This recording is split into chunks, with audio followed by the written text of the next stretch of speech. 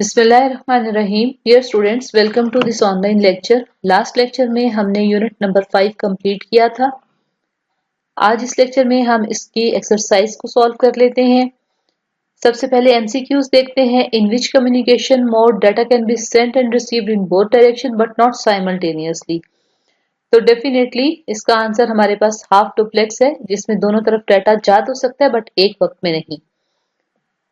Second MCQ है, which of the following network device connect a network to another network with using different protocols। इसका answer gateway है। उसके बाद आपके पास नेक्स्ट एमसीक्यू है, which of the following network provides remote access to individuals and offices to their organizations network.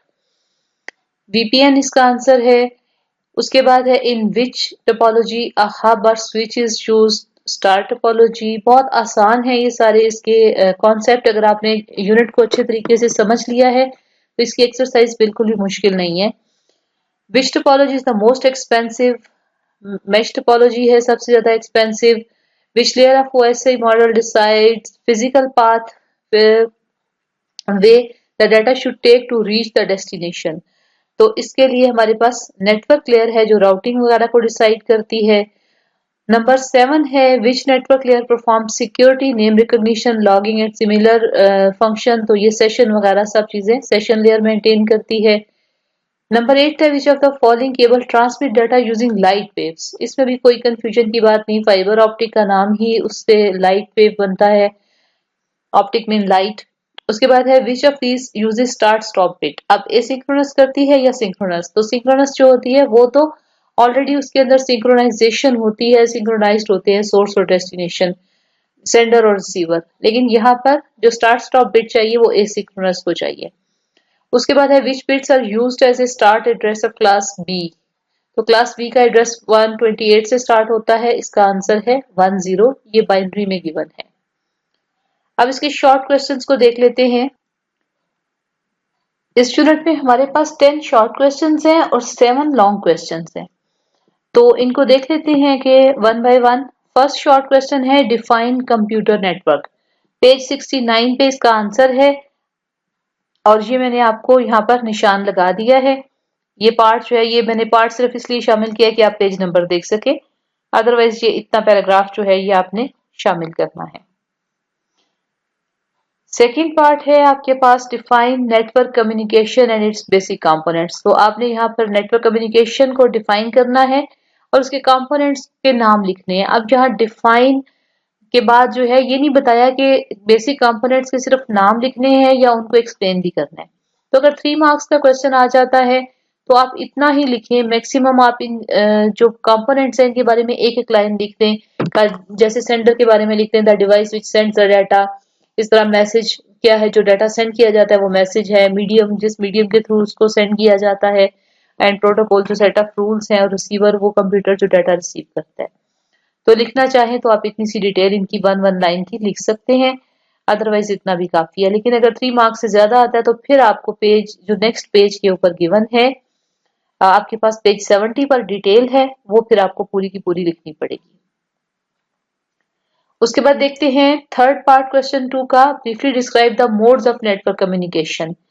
इसमें मैंने थोड़ा सा शॉर्ट करके बिल्कुल जो है, क्योंकि बहुत लेंथी है और शॉर्ट क्वेश्चन में गिवन है, तो इस वजह से मैंने इसकी एक एक दो लाइनें ही शामिल करने की कोशिश की है। स्टिल ये काफी लेंथी हो गया है। तो इसमें देख लें कि हर पेज से मैंने टेक्स्ट उठा के उसकी पहली पहली चंद 1-3-2 लाइनें जितनी पॉसिबल, जिनसे सेंटेंस कंप्लीट होता है, सेंस बनती है, उतने मैंने यहाँ पर निशान लगा दिए हैं। अब ये एसिंक्रोनस और सिंक्रोनस को जब तक डिटेल से ना बताएं, इनका डिफरेंस जो है और इनकी इंफॉर्मेशन पूरी कंप्लीट नहीं होती है। ये सही तरीके से डिस्क्राइब भी नहीं हो सकते 2 लाइनों में।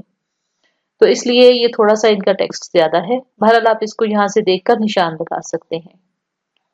नेक्स्ट क्वेश्चन देखते हैं, differentiate between asynchronous and synchronous network transmission. तो ये मैंने खुद से राइट कर दिया है। मैं इसको रीड भी कर देती हूँ। जैसे इसमें टाइम इंटरवल जो है वेरिएबल है एसिंक्रोनस में, तो इसमें आपके पास डाटा जो है वो ब्लॉक बाय ब्लॉक जा रहा होता है, तो टाइम इंटरवल सेम होता है। इसके अलावा जो है ये आपके पास सेंडर और रिसीवर जो है उनमें, उनकी स्पीड में फर्क हो सकता है, जबकि यहाँ पर सिंक्रोनस में उनकी स्पीड एक ही जैसी मेंटेन्ड होगी। फिर एसिंक्रोनस में स्टार्ट स्टॉप बिट है, जबकि जो सिंक्रोनस है उसमें कोई स्टार्ट स्टॉप बिट नहीं है, बल्कि सेंडर रिसीवर जो है वो सिंक्रोनाइज्ड होते हैं। इवन डाटा नहीं भी जा रहा तो भी सिंक्रोनाइज्ड है। इस तरह ये आपके पास जो है एसिंक्रोनस स्लो स्पीड के लिए सूटेबल है, और उसके अलावा जो है आपके पास सिंक्रोनस फास्ट स्पीड के लिए सूटेबल है। और लास्ट पॉइंट मैंने ये लास्ट पे इसलिए लिखा है, वैसे इंपॉर्टेंट है लेकिन आपकी बुक में कहीं मेंशन नहीं था, इसलिए कि ये आपके पास जो है ये इसमें डाटा जो है एसिंक्रोनस में कैरेक्टर बाय कैरेक्टर जाता है, जबकि सिंक्रोनस में ब्लॉक बाय ब्लॉक जाता है, और हर ब्लॉक जो है उसके अंदर स्पेसिफिक जो है वो आपके पास कैरेक्टर्स की आप कह रहे हैं स्ट्रीम होती है पूरी, यानी आप कह रहे हैं कैरेक्टर्स का सीक्वेंस होता है। उसके बाद नेक्स्ट देखते हैं क्वेश्चन नंबर 2 का part 5, differentiate between server and client computer. ये पेज 77 पे एज इट इज मैंने इसको यहाँ पर आपके लिए निशान लगा दिए हैं, लेकिन आप चाहें तो इसको भी पॉइंट्स में डिफरेंशिएट वाले क्वेश्चन को टेबुलर फॉर्म में करें तो ज्यादा बेहतर है। तो आप डेफिनेटली आप इतने बड़े स्टूडेंट्स हैं फर्स्ट ईयर के, तो अगर आपको पैराग्राफ की फॉर्म में गिवन है टेक्स्ट तो आप डेफिनेटली उसको बुलेट्स की फॉर्म में, पॉइंट्स की फॉर्म में कन्वर्ट कर सकते हैं। सिक्स्थ पार्ट है डिफरेंशिएट बिटवीन लैन एंड वैन। अब इसका टेक्स्ट जो है उसमें से भी आप इंफॉर्मेशन निकाल सकते हैं, अदरवाइज आपके पास जो इसके कैरेक्टरिस्टिक्स गिवन है उनको भी अगर आप राइट कर दें इस तरह पॉइंट्स की फॉर्म में, तो भी इसका कंपैरिजन जो है वो हो जाता है कंप्लीट। तो इसमें लैन के कैरेक्टर आपने कैरेक्टरिस्टिक की हेडिंग नहीं देनी, मैंने ये हेडिंग इसलिए रिमूव नहीं की ताकि आपको पता चल जाए कि मैंने ये कहां से टेक्स्ट जो है वो उठाया है। सेवंथ क्वेश्चन हम देखते हैं, व्हाट इज ओएसआई मॉडल। अब ओएसआई मॉडल की सिर्फ डेफिनेशन पूछी है और ये पेज 82 पे इतनी डेफिनेशन कंप्लीट हो जाती है। इससे ज्यादा डिटेल में हमें जाने की जरूरत नहीं। 7 लेयर्स का हम जरूर जिक्र कर देंगे कि इसमें 7 लेयर्स होती हैं। 8th पार्ट है compare TCP IP model with OSI model. ये कंपैरिजन आपकी बुक में एज इट इज गिवन है, वहीं से मैंने इसको लिया है, पेज 85 पर मौजूद है, टेबुलर फॉर्म में ही मौजूद है, इसमें आपको खुद से कुछ भी मॉडिफिकेशन करने की जरूरत नहीं है। 9th शॉर्ट क्वेश्चन को देखें, differentiate between circuit switched end packet switched. इसको भी मैंने शॉर्ट क्वेश्चन की वजह से इसमें से इंफॉर्मेशन मिनिमम करने की कोशिश की है, तो यहाँ पर ये फुल स्टॉप आप लगा दें क्योंकि बुक में ये सेंटेंस कंटिन्यूड था। अब तो मैंने उसको नेक्स्ट जो है उसको काट दिया है कि इतना ज्यादा लेंथी लिखने की जरूरत नहीं शॉर्ट क्वेश्चन में। तो इस तरह ये आपके पास जितना मैंने यहाँ मेंशन किया है ये टेक्स्ट आप वहां पर इसके आंसर में राइट कर लें। आपके पास लास्ट जो है शॉर्ट क्वेश्चन है, ब्रीफली डिस्क्राइब आईपी एड्रेसिंग। ये भी सिर्फ आईपी एड्रेसिंग क्या होता है उसकी डेफिनेशन बतानी है। तो ये पेज 86 पर जितना टेक्स्ट है इतना ही काफी है, इससे ज्यादा डिटेल में जाने की जरूरत नहीं है। उसके बाद देख लेते हैं लॉन्ग क्वेश्चन। लॉन्ग क्वेश्चन के आंसर्स जो है वो काफी लेंथी है, इसीलिए मैंने शॉर्ट को जरा शॉर्ट क्वेश्चन के आंसर बहुत शॉर्ट रखे हैं, बहुत लेंथी नहीं किए, क्योंकि इस चैप्टर के अंदर लॉन्ग क्वेश्चन ही बहुत ज्यादा लेंथी है। ऑलमोस्ट आपने पूरा चैप्टर ही याद करना होगा आपको।